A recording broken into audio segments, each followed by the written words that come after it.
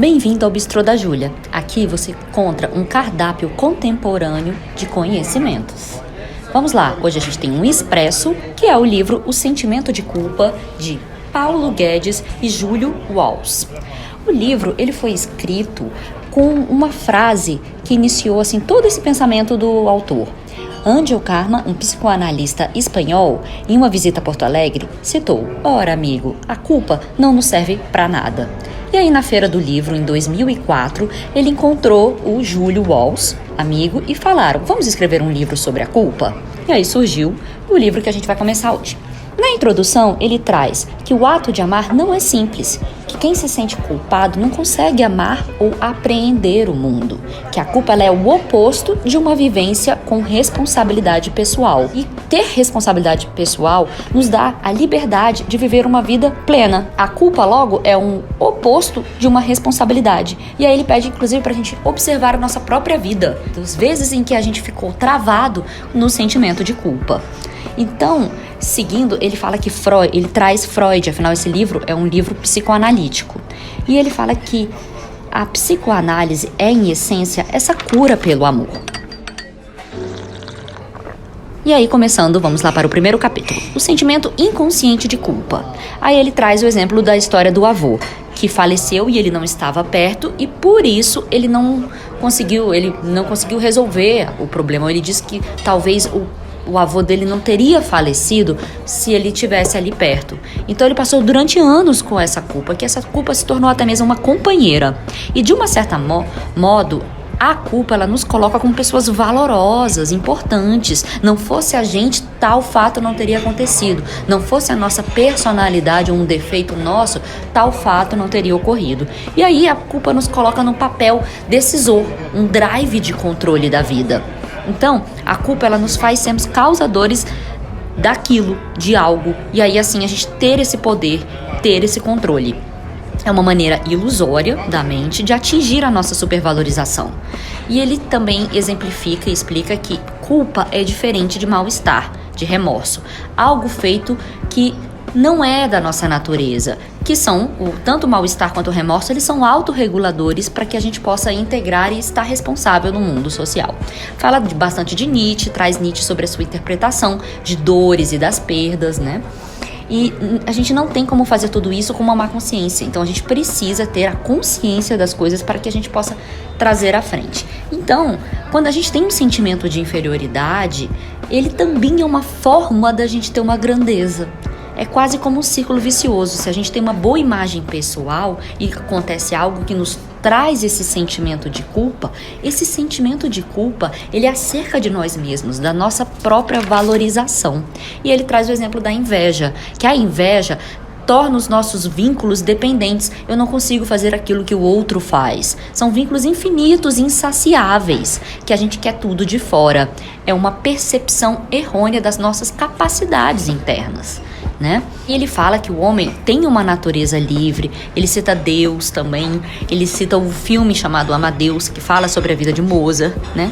Então, o sentimento de culpa também existe muito nos criminosos antes deles realizarem um crime. É como se eles tivessem um sentimento de culpa por algo que eles tivessem feito, o sentimento que eles já têm da própria história, dão o aval para que eles possam fazer algo errôneo, né? Algo ali na frente. E aí ele fala, Freud cita muito isso no livro de 1916, que os criminosos, eles surgem muitas vezes em consequência desse sentimento de culpa, né? Ele fala do livro Mal-Estar na Civilização.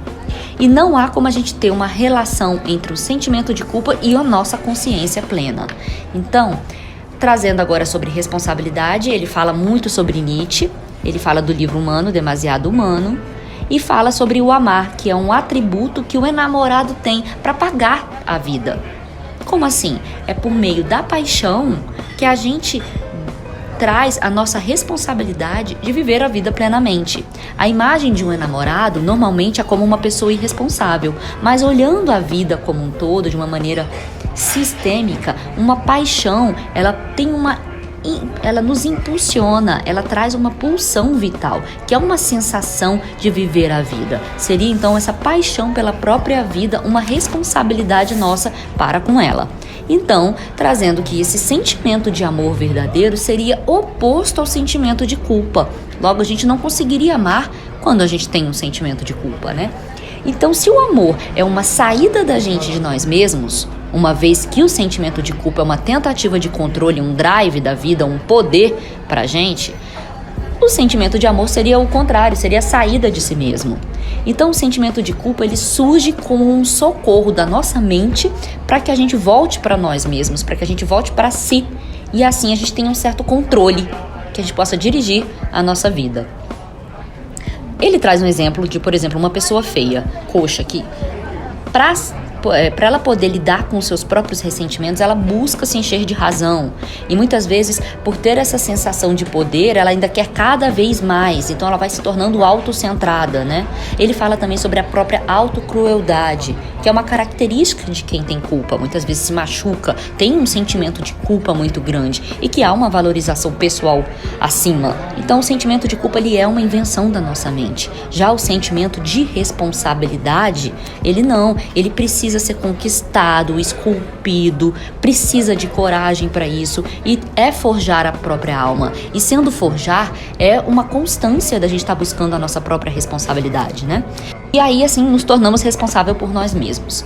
O sentimento de culpa, ele nos coloca em como deveríamos ter agido se fizéssemos algo diferente. Mas quando se assume a própria responsabilidade do feito, segue-se em frente. Foi isso que era possível fazer e segue-se em frente. O sentimento de culpa não nos ensina nada acerca de nós mesmos, né? Então, ele traz o exemplo ele cita novamente, por exemplo, a morte de um pai. No caso, ele falou do avô dele, mas ele traz a morte de um pai como um exemplo, que seria, quando o pai morre, a gente tem que assumir a própria vida, tem que desenvolver pessoalmente com a morte do pai. Logo, a gente se coloca nesse papel a partir de então, não tendo esse pai. A aceitação, a gente precisa ter uma aceitação integral desse acaso, dessa tragédia de Édipo, vamos dizer assim, que é trazer pra gente essa responsabilidade, não tendo mais essa figura, né?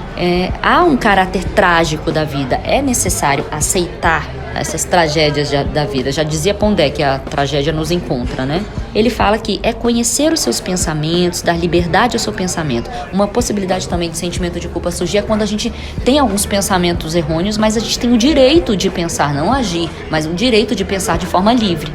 E também faz uma referência diferente sobre os sentimentos de depressão e de tristeza. A tristeza, ela não nos paralisa, ela não fixa o nosso pensamento.